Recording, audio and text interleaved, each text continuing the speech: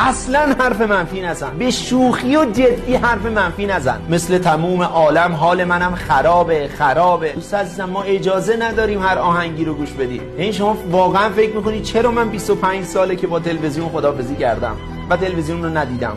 26 سال من تلویزیون ندیدم، چون اکثر چیزهایی که میدیدم منفی.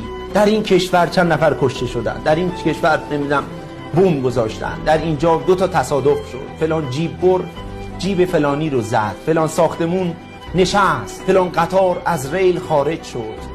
فیلم رو نگاه میکردی توش طلاق، توش خیانت، توش دروغ. دوست عزیزم، تمام اینها جذب داره. اگر فقط ما روی این کلاممون متمرکز بشیم و تمام کلماتی رو که به زبان میاریم سلکت بکنیم، قبلش فیلتر بگذاریم تو مغزمون و از انرژی بخشترین کلمات و جمله ها و آواها حتی استفاده بکنیم، شما زندگیتون عوض